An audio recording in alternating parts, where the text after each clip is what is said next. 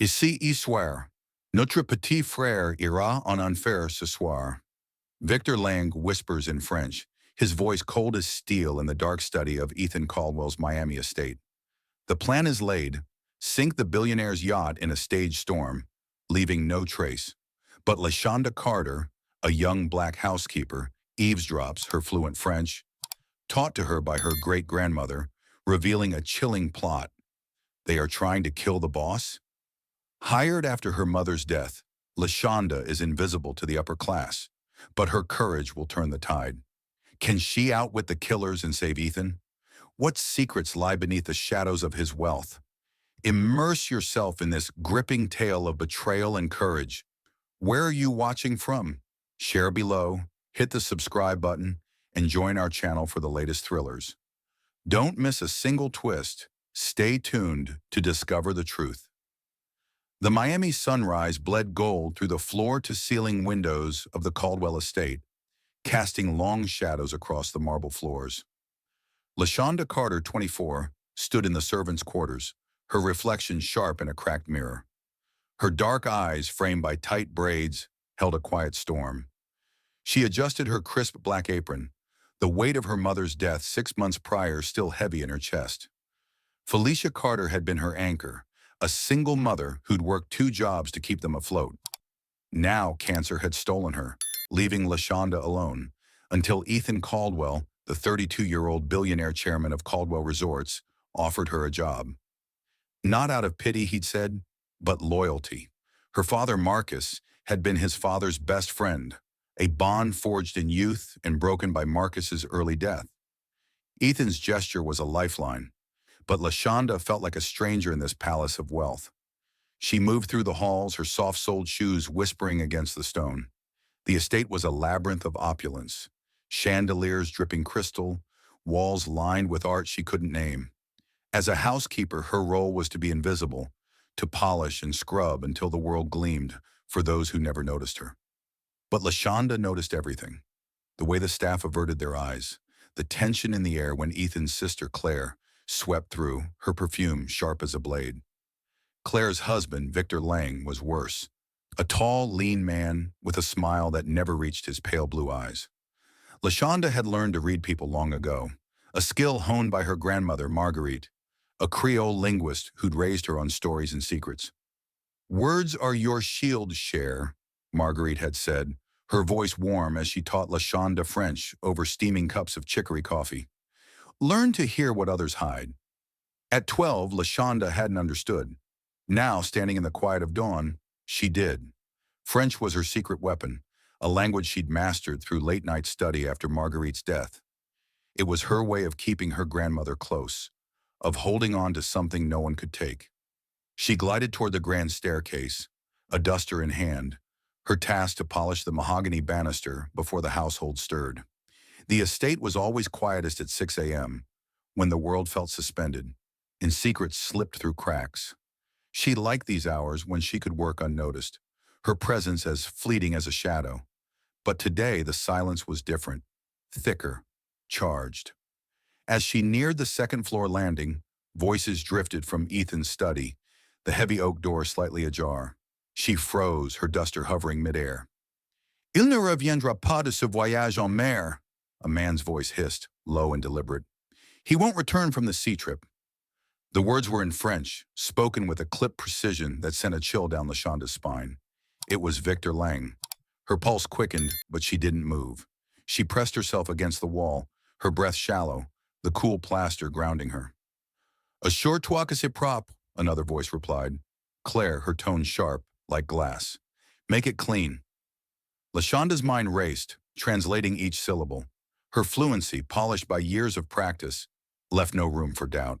They were talking about Ethan, the man who'd given her a job when grief had left her nowhere else to turn. Her heart thudded so loudly she feared they'd hear it. "Le yacht coulera après minuit," Victor continued, his voice colder now. "The yacht will sink after midnight. Une tempête est prévue. Personne ne posera de questions." "A storm is forecast. No one will ask questions." Lashonda's fingers tightened around the duster, the soft cloth crumpling in her grip. Ethan's annual solo yacht trip was in 3 days, A ritual he took to clear his head, he'd once told her, his smile tired but kind. She'd ironed the jacket he wore that day, memorized his schedule without trying. Now she knew something else. They planned to kill him. Her mind screamed to run, to vanish down the corridor and pretend she'd heard nothing. She was just the help, after all, a black woman in a world that barely saw her. But Marguerite's voice echoed, "Words are your shield." Lashonda didn't run. She stayed, her body still, her ears straining. The voices lowered, but she caught fragments. Parts, shares, conseil, board, heritage, inheritance. Claire's laugh was a soft, venomous thing, like a snake coiling in the dark. A floorboard creaked under her weight. The voices stopped. Lashonda's breath caught, her body tensing as she slipped silently into an alcove, her apron blending with the shadows. The study door didn't open, but the silence was louder than any sound. She waited, counting heartbeats, until she was sure they wouldn't check. Then she moved, her steps swift but soundless, down the service stairs to the laundry room. There, surrounded by the hum of machines, she sank against a wall, her hands trembling. She pulled a scrap of paper from her pocket and scribbled what she'd heard, the French words jagged in her haste. Ethan was in danger, and she was the only one who knew. But how could she warn him? She was nobody, a housekeeper, a ghost in their world. Yet the truth burned in her chest, undeniable. She folded the paper, her resolve hardening. She'd find a way. She had to. Lashonda Carter stood frozen in the dim hallway of the Caldwell estate, her back pressed against the cool plaster wall. The echo of Victor Lang's voice lingered in her ears like a venomous whisper. Il ne reviendra pas de ce voyage en mer. He won't return from this sea trip. Her duster trembled in her hand, the soft bristles catching the faint light from a sconce. She'd overheard something she wasn't meant to, something that could end Ethan Caldwell's life. Her heart pounded, each beat a reminder of her place. A 24-year-old black housekeeper, invisible to the elite, now holding a secret that could unravel their world. The study door, still slightly ajar, beckoned her to listen again. She shouldn't. She should slip away, pretend she'd heard nothing, and return to her duties. But her grandmother's voice, warm and firm, cut through the fear. "Words are your shield, Cher." Lashonda stayed. The air in the hallway was heavy, thick with the scent of polished wood and wealth. She edged closer to the door, her soft-soled shoes silent on the marble. Victor's voice came again, low and deliberate, in flawless French. "Le yacht coulera après minuit. Une tempête est prévue." The yacht will sink after midnight. A storm is forecast. Lashonda's fluency, honed by years of study with her Creole grandmother, Marguerite, translated every word with chilling clarity.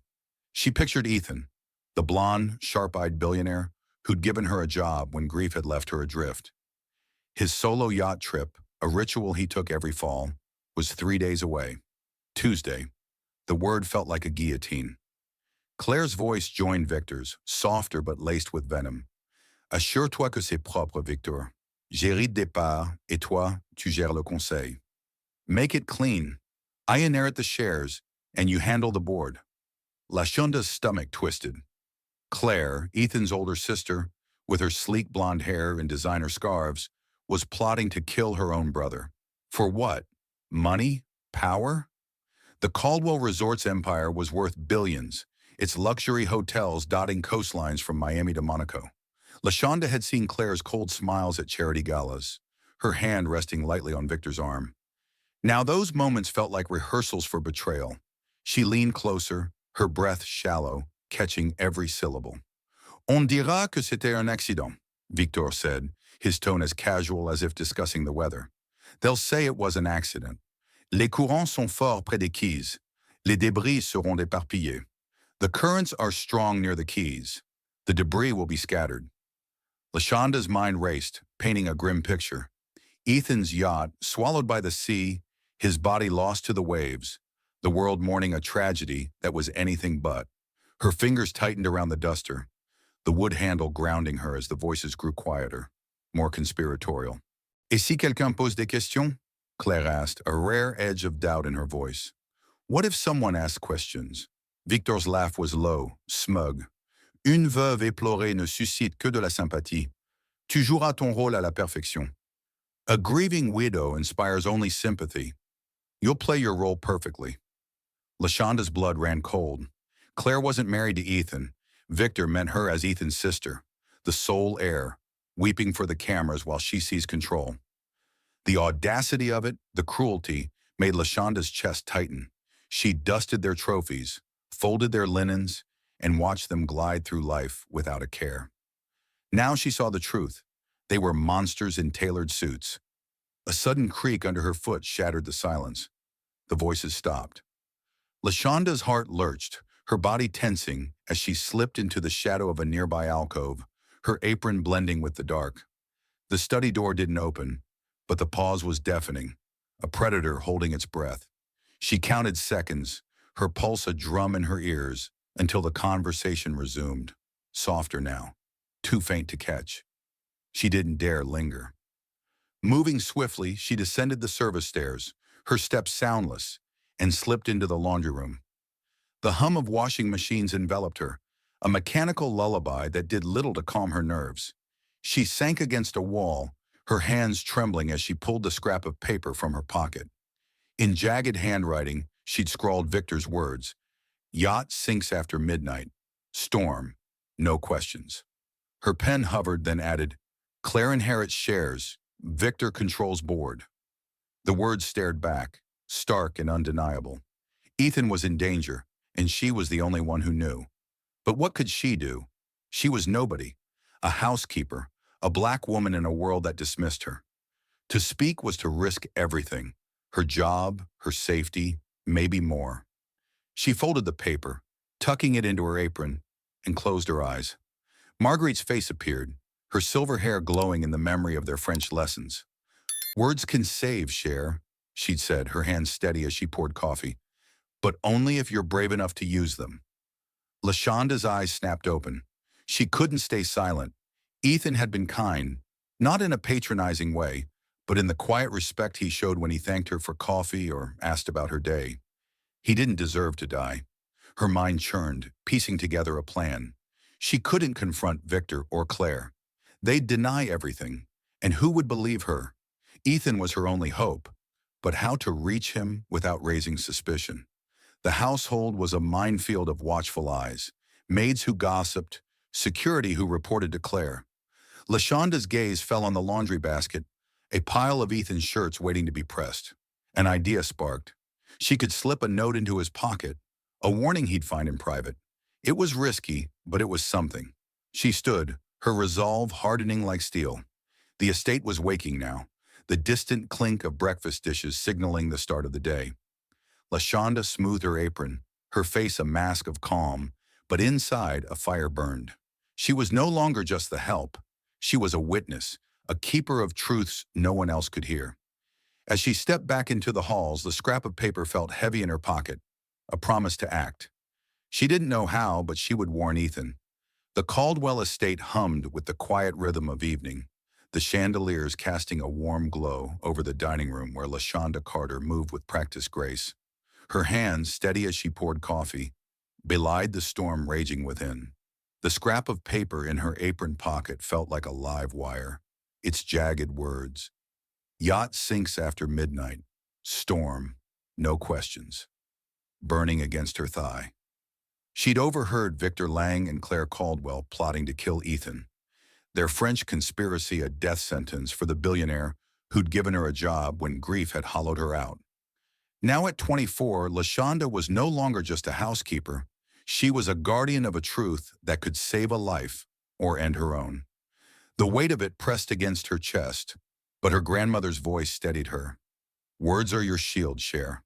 Tonight she'd wield them. The dining room was a stage, its mahogany table set for three, Ethan, Claire, and Victor. Ethan sat at the head, his blonde hair catching the light, his tailored suit crisp despite the late hour. His eyes, sharp but tired, scanned a tablet, oblivious to the predators flanking him. Claire, elegant in a silk blouse, sipped wine, her smile a practiced mask. Victor, lean and predatory, cut his steak with surgical precision, his pale eyes flicking toward Claire. Lashonda's pulse raced as she approached Ethan's side, the coffee pot a prop in her trembling hands. She had to warn him, but the room was a minefield. One wrong move, and Claire's cold gaze or Victor's smirk would pin her like a butterfly to a board. She poured Ethan's coffee, the dark liquid steaming as it filled the porcelain cup. Her fingers brushed the folded note in her pocket, its message scrawled in haste. Don't sail Tuesday. Danger on the yacht. Trust me. The words were simple, but they carried a risk she could barely fathom. She was nobody. A black woman, a housekeeper, invisible to this world of wealth. Would Ethan believe her? Could he? She glanced at Claire, whose laugh sliced through the air, brittle and false. Victor's hand rested lightly on his wineglass, his knuckles white. They were watching, always watching. Lashonda's heart thudded as she slid the note under Ethan's saucer, her movement swift, cloaked by the clink of porcelain. The paper vanished beneath the cup, a secret buried in plain sight.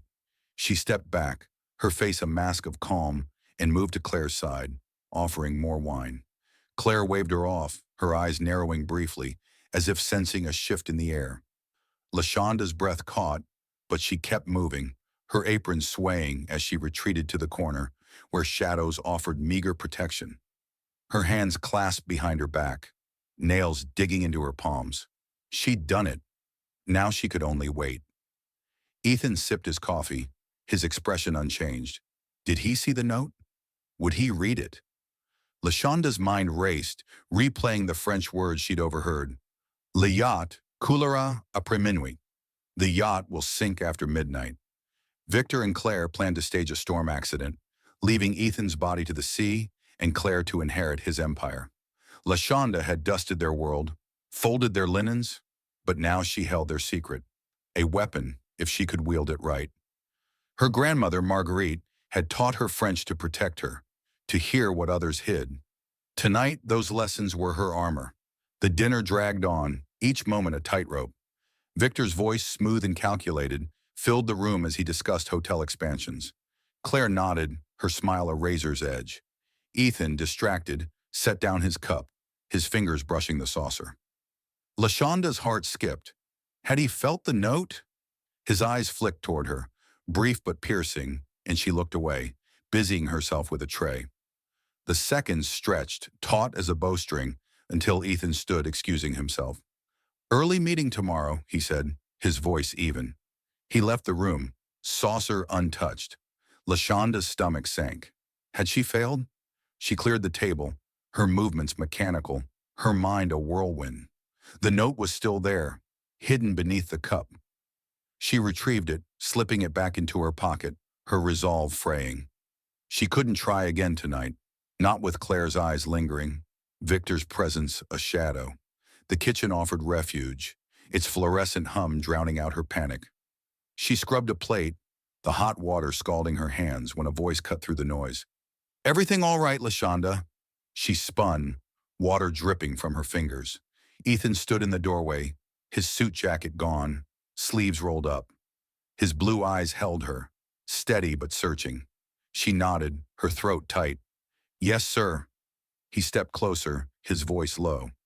Your note, explain. Lashonda's breath caught. He'd found it, somehow. He'd seen it. The kitchen clock ticked, each second a hammer. She glanced at the door, ensuring they were alone, then whispered, I heard Victor and Claire, in French. They're planning to sink your yacht Tuesday. They want you dead. Ethan's jaw tightened, but his face remained unreadable. French? He asked, his tone sharp. You speak it? She nodded, her voice steadier now. My grandmother taught me. I heard them in your study. They think the storm will cover it. Claire wants your shares. The words spilled out, each one a stone dropped into still water. Ethan's eyes darkened, but he didn't interrupt. When she finished, he exhaled, slow and controlled. You're sure? She met his gaze. I'd stake my life on it. He studied her, as if seeing her for the first time. Not the housekeeper, but the woman who'd risked everything. I've hired private security, he said finally. Stay sharp, Lashonda. I need you to keep listening. She nodded, her fear eclipsed by purpose. I will, sir. He turned to leave, then paused. "Thank you," he said, the words soft but heavy. The door closed, and Lashonda stood alone, the note still in her pocket, its weight now a promise. She wasn't invisible anymore. The Caldwell estate was a fortress of silence at 2 a.m., its marble halls cloaked in shadow. Lashonda Carter moved like a ghost, her soft-soled shoes whispering against the polished floors. Her heart thundered, each beat a reminder of the risk she was taking. She'd warned Ethan Caldwell about the plot to kill him, Victor Lang and Claire Caldwell's French conspiracy to sink his yacht in a staged storm. Her note, slipped under his coffee saucer, had saved him from boarding the yacht Tuesday. But a warning wasn't enough. She needed proof, something undeniable to expose the vipers in Ethan's inner circle. In her hand, she clutched her grandmother's old voice recorder, a relic from a thrift store box, its scratched plastic warm against her palm. Marguerite's voice echoed in her mind. "Words are your shield, Cher." Tonight, those words would be her weapon. The study was her target, the same room where she'd overheard Victor's chilling words. "Le yacht coulera après minuit." The yacht will sink after midnight. Lashonda's fluency in French, a gift from her Creole grandmother, had unveiled their plan, but without evidence, it was her word against theirs. A black housekeeper versus a billionaire sister and her cunning husband. The hallway stretched before her, dark save for the faint glow of sconces. She paused at the staircase, listening for the hum of security cameras or the footsteps of the night guard. Nothing. The estate slept, but danger lingered in its silence, a predator waiting to strike. She reached the study door, its heavy oak a barrier between her and the truth. Her fingers brushed the handle, cold and unyielding. She'd polished this door 100 times, but tonight it felt like a gateway to another world. She slipped inside, the scent of cedar and old books enveloping her. The room was a shrine to Ethan's empire, shelves lined with leather-bound ledgers, a desk cluttered with contracts for Caldwell Resorts. A bronze statue of a lion stood in the corner, its eyes glinting in the moonlight. It was the perfect hiding spot. Lashonda knelt, her hands steady despite the adrenaline coursing through her. She tucked the recorder behind the statue, angling it toward the desk where Victor and Claire often met. The device was small, its red light blinking faintly as she pressed record. She whispered a prayer, not to any god, but to Marguerite, whose lessons had led her here. If they spoke again, in French or otherwise, she'd have them. She stood, smoothing her apron, and slipped out, the door clicking softly behind her. The estate swallowed her footsteps as she retreated to the servants' quarters, her pulse still racing. Dawn broke, and Lashonda served breakfast with a smile that masked her exhaustion. The dining room buzzed with tension, though only she seemed to feel it. Ethan sat at the head, his blue eyes scanning a newspaper, his face unreadable. Claire, in a cream blazer, sipped orange juice, her movements precise. Victor, lean and sharp, cut into his omelet, his smirk a blade. Lashonda watched him, her stomach churning. Had he noticed her absence last night? Did Claire sense the shift in the air? She poured coffee, her hands steady, but her eyes caught every detail. Victor's fork pausing midair, Claire's fingers tightening on her glass. Ethan broke the silence, his voice casual but deliberate. "I'm delaying the yacht trip. Weather looks rough." Lashonda's heart skipped. He was following her warning, buying time. Victor's fork froze, his eyes flicking to Claire, who set her juice down with a soft clink. "Wise choice," Claire said, her smile tight. "Storms are unpredictable." Victor nodded, but his jaw twitched, a crack in his polished facade. Lashonda cleared a plate, her face neutral, but inside she exulted. They were rattled. She'd struck a nerve. That night she retrieved the recorder, her movements swift in the dark study. Back in her room, she locked the door, her hands trembling as she pressed play. Static crackled, then Claire's voice, sharp and urgent, filled the silence. "Si l'annule, on passe au plan B, l'empoisonnement. If he can sell, we move to plan B. Poison." Lashonda's blood ran cold. Victor's reply was colder. "C'est plus risqué, mais faisable. Un dîner, une goutte dans son vin." "It's riskier, but doable. A dinner, a drop in his wine. The tape ended and Lashonda sat frozen, the weight of their words crushing. They weren't stopping. They were escalating. She had to get this to Ethan, but how? The estate was a web of eyes, maids who gossiped, guards loyal to Claire. She couldn't risk another note, not with Victor's suspicion already stirred. Her gaze fell on a stack of linens, Ethan's shirts waiting to be pressed. An idea sparked. She could hide the recorder in his laundry, tucked inside a folded shirt.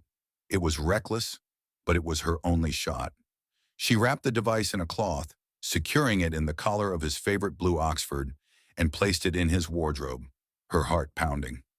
The next morning, Lashonda served breakfast again, her eyes scanning Ethan for a sign. He was quieter today, his fingers drumming on the table. Had he found it? As she cleared the dishes, he caught her gaze, a fleeting nod that sent a jolt through her. He knew. In the kitchen, she lingered, scrubbing pots until Ethan appeared, his expression grim. "The recorder," he whispered, slipping it back to her.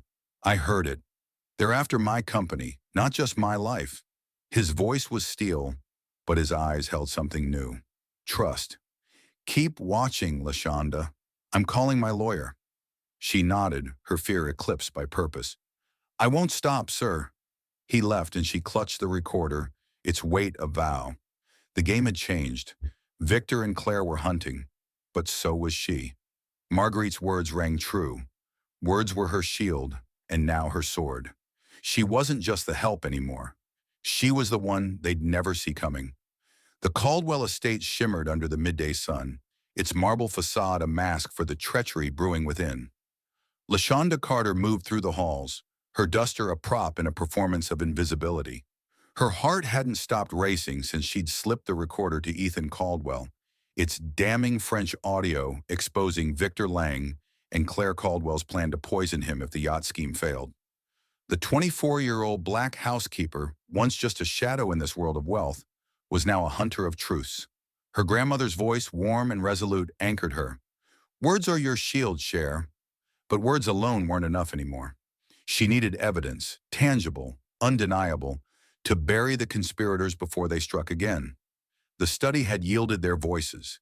Now Claire's private office called, a locked drawer whispering secrets Lashonda couldn't ignore. The office was on the third floor, a sanctuary Claire guarded like a dragon.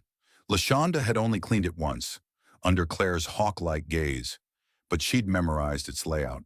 The sleek desk, the velvet curtains, the safe hidden behind a Monet print. Today, Claire was at a charity luncheon, and Victor was in a board meeting downtown. The house felt emptier, but danger lingered in its quiet corners. Lashonda slipped upstairs, her soft-soled shoes silent on the oak stairs. Her apron pocket held a hairpin, a trick Marguerite had taught her for picking locks on old trunks.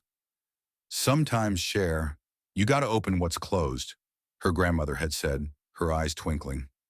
Lashonda prayed it would work on modern drawers. The office door was unlocked, a rare oversight.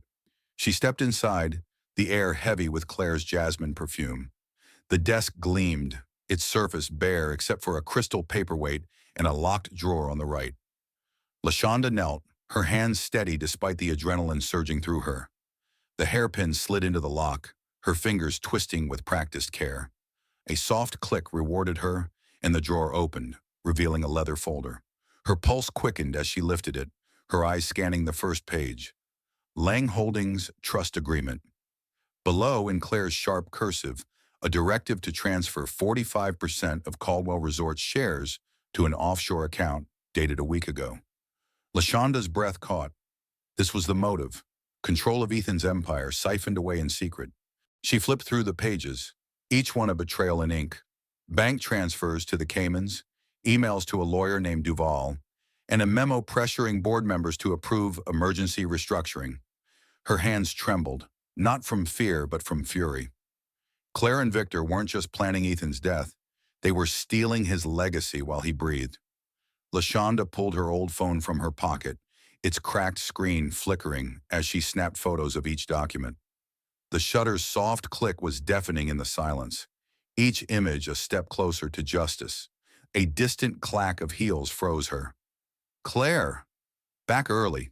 Panic clawed at Lashonda's chest, but she forced her hands to move, shutting the folder and sliding it back into the drawer. The lock clicked just as the office door swung open.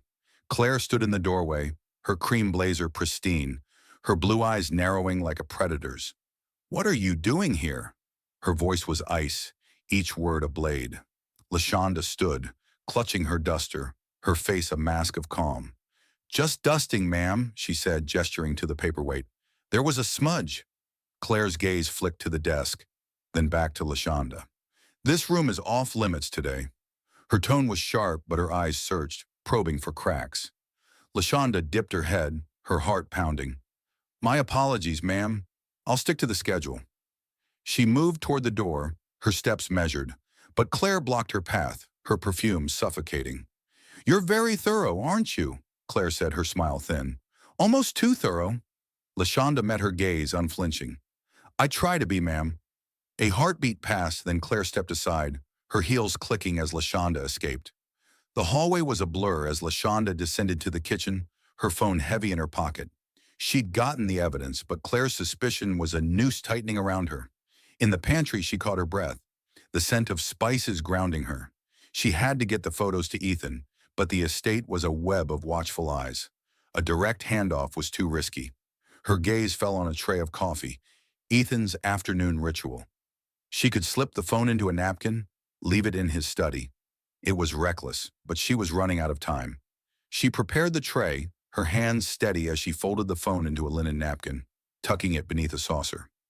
In the study, Ethan sat at his desk, his blonde hair catching the light as he reviewed contracts. Lashonda set the tray down, her voice soft. "Your coffee, sir." His eyes flicked up, catching hers, a silent question in their blue depths. She nodded faintly, then retreated, her pulse racing. Had he understood? Hours later in the servants' quarters, Lashonda sat on her narrow bed, her hands clasped to still their trembling. A soft knock startled her. Ethan stood in the doorway, his suit jacket gone, the phone in his hand. "The photos," he said, his voice low. "They're real. Claire's been moving assets for months."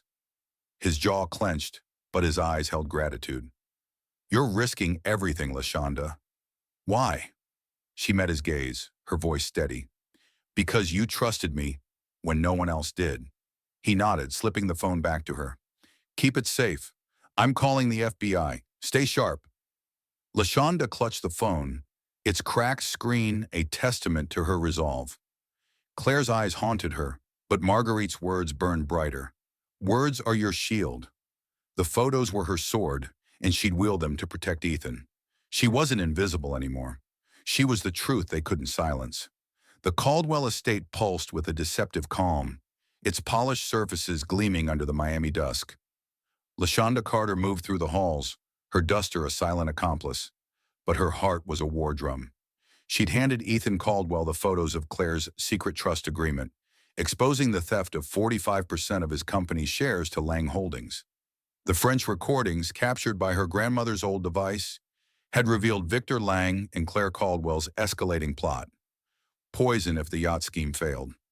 At 24, Lashonda, a black housekeeper, was no longer invisible.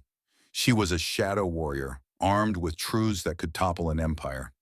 Her grandmother's voice, warm and unyielding, steadied her. "Words are your shield, Cher." Now with Ethan and the FBI weaving a trap, those words were her battle cry. The plan was simple but perilous. Ethan, his blue eyes now sharp with resolve, had met Lashonda in the estate's greenhouse at midnight, the air thick with the scent of orchids.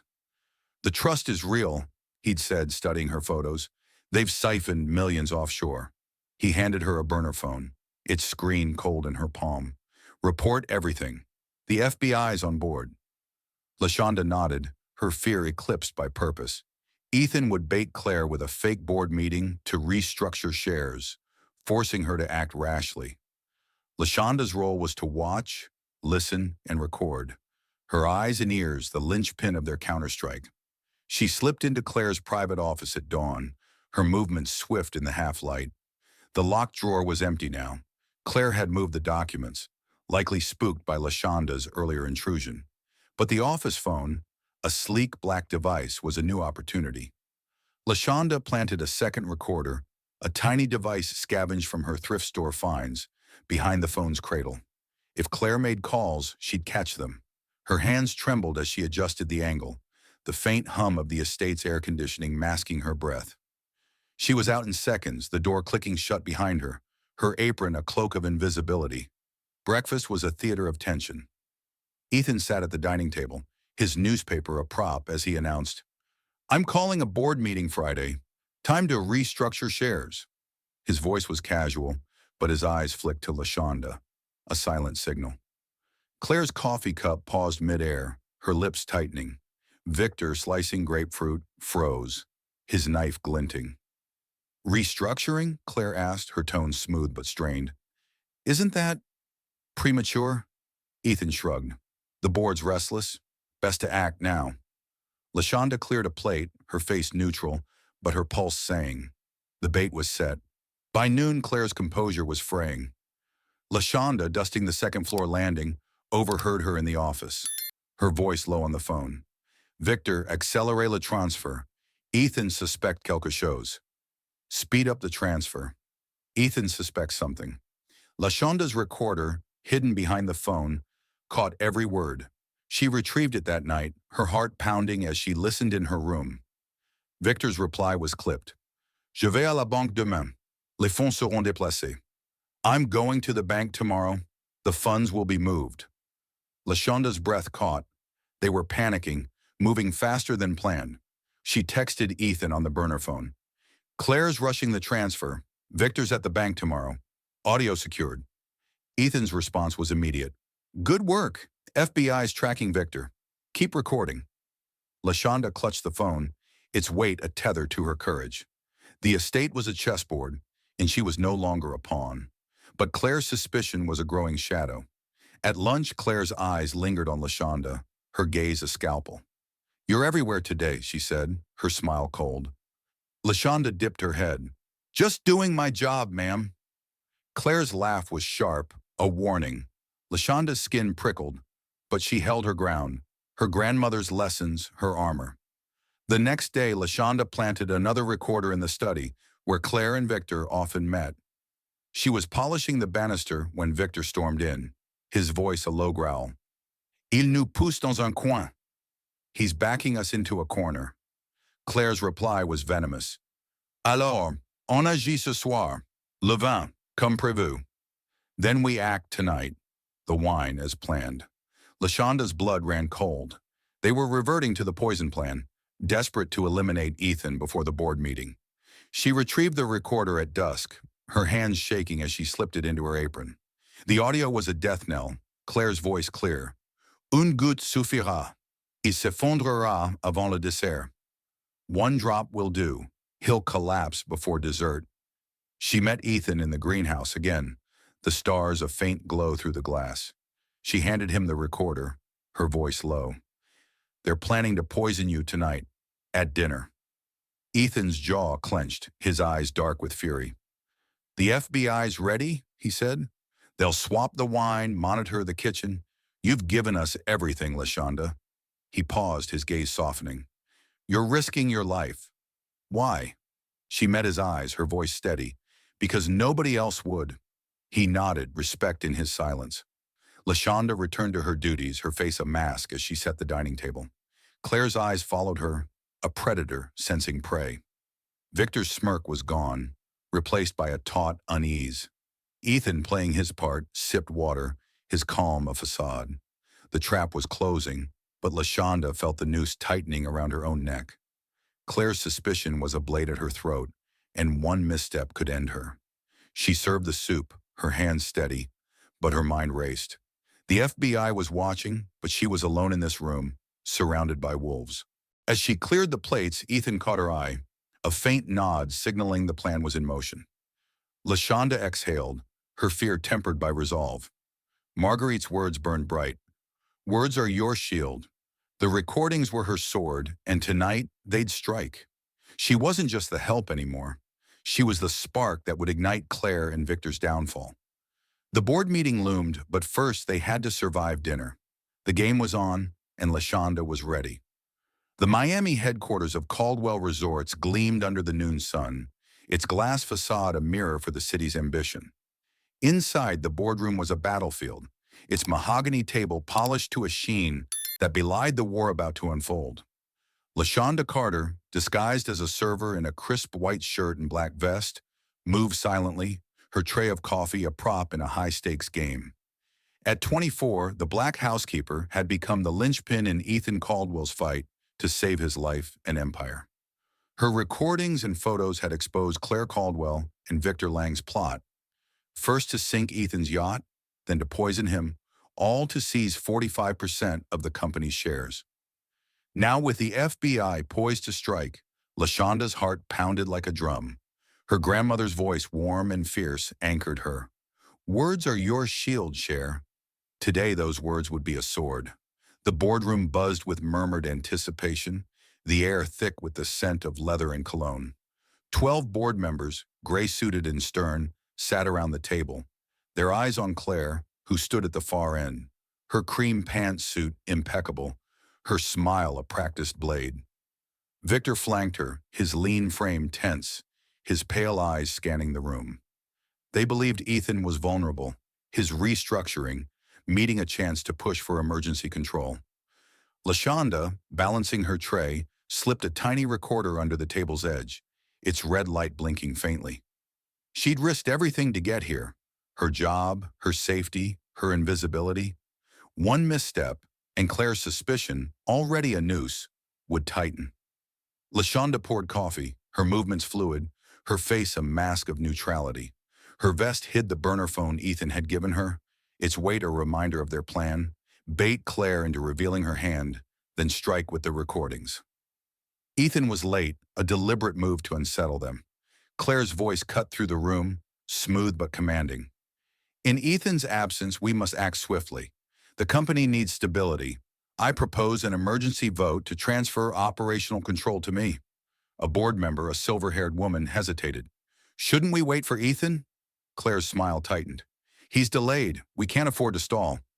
Lashonda's pulse raced as she refilled a cup, her eyes catching Victor's.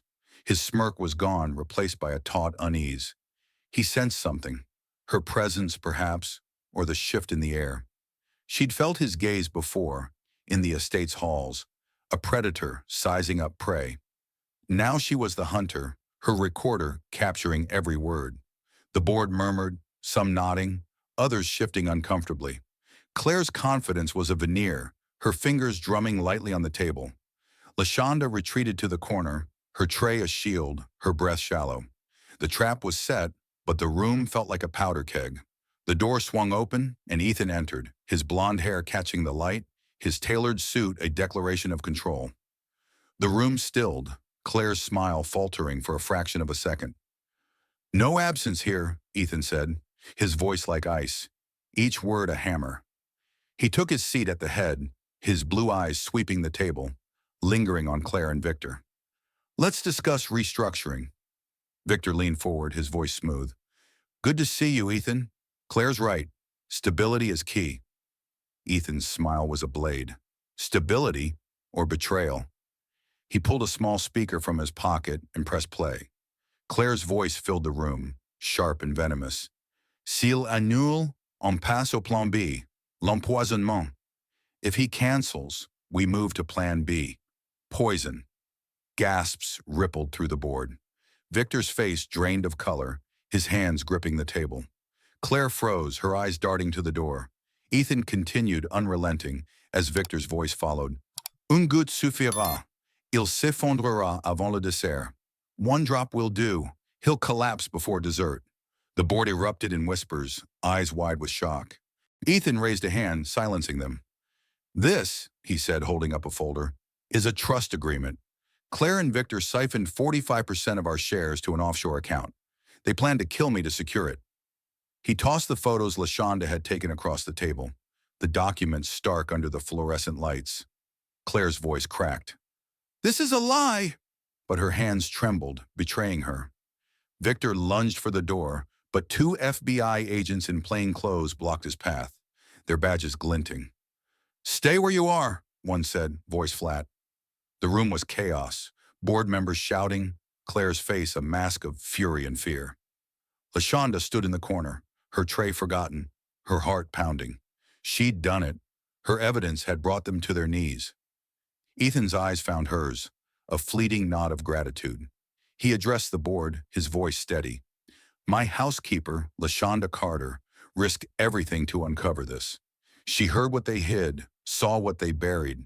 Without her, I'd be dead, and this company would be theirs. Claire's head snapped toward Lashonda, her eyes blazing with venom. You! She hissed, the word a curse. Lashonda met her gaze, unflinching. Yes, ma'am, she said softly, her voice carrying a quiet power. The room stilled, the weight of her presence undeniable. Victor slumped in his chair, his fight gone. The FBI agents cuffed him, then Claire, her protest drowned by the click of metal. As they were led out, Ethan's voice cut through. This company is mine, and it's clean now. Lashonda slipped out, her vest itching, her pulse still racing. In the hallway, Ethan caught up to her, his face softer now, lines of exhaustion etched deep. You saved my life and my company, he said, his voice low. I don't know how to repay you. Lashonda smiled faintly, Marguerite's words echoing. I just listened, sir, that's all. He shook his head, respect in his eyes. No, you fought, and you won. She nodded, the burner phone heavy in her pocket. The battle was over, but the war wasn't. Claire's glare lingered in her mind, a promise of retribution. Lashonda wasn't done yet. She'd keep listening, always. The Caldwell estate stood silent under a bruised Miami sky, its marble halls stripped of their usual clamor. Lashonda Carter folded linens in the laundry room, her hands moving with mechanical precision, but her mind was a storm. The boardroom confrontation had shattered Claire Caldwell and Victor Lang's conspiracy, their French plot to kill Ethan Caldwell and steal 45% of his hotel empire, exposed by Lashonda's recordings and photos. At 24, the black housekeeper had turned the tables on those who saw her as invisible, her courage rewriting a narrative meant to end in Ethan's death. Now, with Claire and Victor in FBI custody, the estate felt like a house exhaling after a long-held breath. But Lashonda's heart still raced, her grandmother's voice a steady anchor. Words are your shield, Cher. The battle was won, but the scars lingered and a choice loomed. News vans clogged the estate's gates, their cameras hungry for a glimpse of scandal. Headlines screamed, Billionaire's sister arrested in murder plot, Caldwell resorts rocked by fraud. Lashonda avoided the windows, her crisp apron a shield against the chaos. She'd slipped out of the boardroom unnoticed, her server's vest discarded, her role in the takedown a secret known only to Ethan and the FBI. In the kitchen, she scrubbed a counter, the scent of lemon cleaner grounding her. Claire's venomous glare, you, echoed in her mind, a reminder of the line she'd crossed. She was no longer just the help, she was a threat, and that made her vulnerable. Ethan had acted swiftly post-confrontation. He'd frozen the Lang Holdings trust, reclaiming the siphoned shares, and fired 3 board members complicit in Claire's scheme. Caldwell Resorts' stock wobbled but held. Ethan's public statement, calm, resolute, restoring faith. Lashonda watched it on the kitchen TV, his blonde hair catching the light as he promised, a new era of integrity. She smiled faintly, her burner phone silent in her pocket. The FBI had her recordings, her photos, and her testimony, all anonymized. She'd asked for no credit, only safety. But safety felt fragile in a house still haunted by Claire's perfume. The staff whispered in corners, their eyes darting to Lashonda. Did you hear? Claire tried to poison him, a maid hissed, unaware of Lashonda's role. She kept her head down, folding towels, her silence a fortress. But Claire's suspicion had left a mark, her final words in the boardroom a warning. Lashonda checked her room's lock twice that night, her grandmother's old French dictionary a talisman on her bedside table. She hadn't slept properly in days, her dreams a tangle of Victor's smirk and the click of handcuffs. At dusk, Ethan summoned her to his study, the same room where she'd first overheard the plot. The oak door loomed, its polished surface a mirror for her reflection. Braids tight, eyes weary but fierce. She knocked, her pulse quickening. Ethan stood by the window, his suit jacket gone, sleeves rolled up. The lines on his face were deeper, etched by betrayal, but his blue eyes held a clarity she hadn't seen before. "Lashonda," he said, his voice soft but heavy. "Sit." She perched on a leather chair, her hands clasped. Ethan paced, a folder in his hand. "The FBI has enough for conspiracy, fraud, attempted murder," he said. "Claire and Victor won't see daylight for decades." He set the folder down, her photos peeking out. "You did this. You saved everything." Lashonda shook her head, her voice low.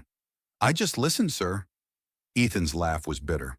"No, you saw what I couldn't. My own sister."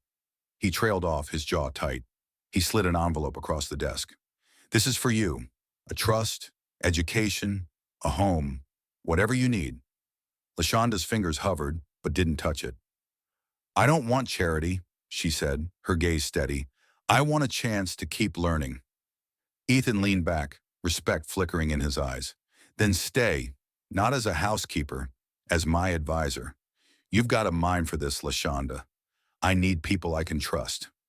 The offer hung in the air, a door to a world she'd never imagined. Her grandmother's words echoed. "Words are your shield." Could they be her bridge? She stood, the envelope untouched. "I need time to think," she said. Ethan nodded, his smile faint but genuine. "Take all you need, but know this, you're not invisible anymore." The words landed like a stone, heavy with truth. Lashonda left the study, her steps slow, the burner phone a weight in her pocket. The estate's silence was different now, not oppressive, but expectant, as if waiting for her to decide who she'd become. That night she sat on her narrow bed, the dictionary open in her lap. Marguerite's handwriting filled the margins, French phrases laced with love. Lashonda traced them, her heart torn. Staying meant power, a voice in Ethan's world, but it also meant living in the shadow of Claire's betrayal, her venomous gaze a ghost that wouldn't fade. Leaving meant freedom, a chance to reclaim her life on her terms. She closed the book, her resolve hardening. She'd saved Ethan, not for reward, but because it was right. Now she'd choose for herself. The next morning, Lashonda folded her last stack of linens, the laundry room's hum a familiar comfort. The staff bustled, unaware of her role, their chatter about Claire's arrest a distant hum. She caught her reflection in a steel sink, tired but unbroken. Ethan's offer was a lifeline, but Marguerite had taught her to build her own. She slipped the dictionary into her bag, its weight a promise. The estate was no longer her cage, but it wasn't her future. She'd decide her path, guided by the words that had saved her. Words are your shield. For the first time, Lashonda felt their power as her own. The Savannah morning draped itself in soft gold, sunlight filtering through the creaky shutters of a modest two-story home.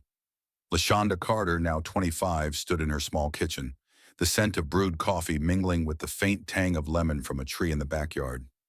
6 months had passed since she'd left the Caldwell estate, her role as the black housekeeper who'd saved Ethan Caldwell's life, an empire fading into a private legend. The Miami mansion, with its marble halls and venomous secrets, was a distant memory, replaced by the quiet hum of a new life. Yet the weight of her actions, exposing Claire and Victor's plot to kill Ethan and steal his hotel empire, lingered, a quiet fire in her chest. Her grandmother's voice, warm and unyielding, guided her still. Words are your shield, Cher. In Savannah, those words were her compass, pointing to a future she'd carved herself. The house was simple, its wood floors scuffed but polished, the mailbox still bearing the name of the previous owners. Lashonda hadn't changed it, savoring the anonymity it offered. She'd used Ethan's trust fund, not for luxury, but for a degree in linguistics at a local community college. Her mornings began with coffee in a chipped ceramic mug, her grandmother Marguerite's old French dictionary open on the table. She didn't read it anymore. She didn't need to. Its worn pages, scented with ink and memory, were a reminder of the woman who'd taught her to hear what others hid. Lashonda's dreams still carried echoes of Claire's venomous "you" and Victor's cold smirk, but daylight brought calm, a peace earned through courage. She stood at the window, watching sparrows flit along the fence. Savannah was different from Miami. Slower, softer, its air thick with history. Here she wasn't the help, invisible in a billionaire's world. She was Lashonda Carter, a teacher's assistant at a community center, guiding adults through French and Spanish. Her students, mostly immigrants chasing new beginnings, saw her not as a savior, but as a guide, her quiet strength a beacon. She'd found purpose in their stories, each lesson a thread weaving her past into her future. Yet the weight of Ethan's offer, to stay as his advisor, still tugged at her. She'd refuse, choosing freedom over power, but his gratitude lingered like a half-open door. A letter arrived that afternoon, slipped into her mailbox with no return address. Lashonda's pulse quickened as she opened it, a photo sliding out. Ethan, standing before a brick schoolhouse, surrounded by young women holding hospitality certificates. The sign above read Felicia's Scholars, named for her mother, a foundation for Black women in the hotel industry. A handwritten note followed in Ethan's neat script. You were never just the housekeeper. Thank you, Elle. Lashonda's throat tightened, not with tears but with a quiet pride. She tucked the photo into Marguerite's dictionary, its pages cradling her past and present. Ethan's world was healing, Caldwell resorts thriving under his reformed leadership. But hers was just beginning. She walked to the community center, her navy dress swaying, her hair in a tight bun. The classroom hummed with chatter, her students' voices a tapestry of accents. A woman in her 40s, Maria, approached, her French halting but earnest. You make it feel possible, she said, her eyes bright. Lashonda smiled, her heart swelling. You're doing the work, she replied. But Maria's gratitude mirrored Ethan's, a reminder of the lives she'd touched by listening. She taught that day with a fire she hadn't felt before, her grandmother's lessons woven into every word. Speak what's hidden, Cher. She wasn't just teaching language. She was teaching courage. That evening, Lashonda sat on her porch, the lemon tree's shadow stretching across the lawn. The news played softly on her phone. Caldwell Resorts expands. Felicia's, scholars, graduates, first class. Ethan's face flashed on the screen, his blonde hair grayer now, his smile steady. The reporter mentioned Claire and Victor's convictions, 20 years each for conspiracy, fraud, and attempted murder. But Lashonda didn't linger on their names. They were ghosts, their power stripped by her recordings, her photos, her resolve. She'd been the spark that burned their empire to ash, and though the world didn't know her name, she carried that truth like a quiet crown. Her phone buzzed, a text from an unknown number. Saw the news, proud of you. E. Lashonda's lips curved, a rare softness in her expression. She didn't reply, not yet. Instead, she opened the dictionary, flipping to a blank page. With a pen, she wrote, I listened and I lived. The words were for Marguerite, for Felicia, for herself. She'd saved Ethan not for glory, but because it was right. Now she was saving herself, building a life where she wasn't defined by others' shadows. The next morning, Lashonda walked to the community center, a new student waiting, a young man nervous, his French a tangle of hope. You're the teacher? He asked, eyeing her simple dress. She nodded, her smile warm. I'm Lashonda. I hear what you're trying to say. He relaxed and she began, her voice steady, her lessons a bridge between worlds. The center's director, a woman with red glasses, caught her after class. You're a natural, she said. Ever think of leading your own program? Lashonda paused, the idea sparking. Maybe, she said, her eyes bright with possibility. Back home, she stood under the lemon tree, its branches swaying in the breeze. Savannah's quiet wrapped around her, a contrast to Miami's glittering cage. She wasn't the housekeeper anymore, nor Ethan's advisor. She was Lashonda Carter, a woman who'd turned words into weapons, secrets into salvation. The dictionary sat on her table, its pages a testament to her roots. She didn't need to open it to know her path. The truth had set her free, and now she was writing her own story, one word, one lesson, one dawn at a time. What did Lashonda's journey stir in you? From a housekeeper's shadows to a beacon of truth, her story of courage and cunning is one to remember. Share your thoughts below. Did her bravery inspire you, or did the twists keep you on edge? Tell us where you're tuning in from, and let's keep the conversation alive. Hit that subscribe button to catch our next tale of justice and resilience. Thank you for joining us on this thrilling ride. We're grateful for every moment you've shared. Until next time, keep listening for the truths that change everything. See you soon.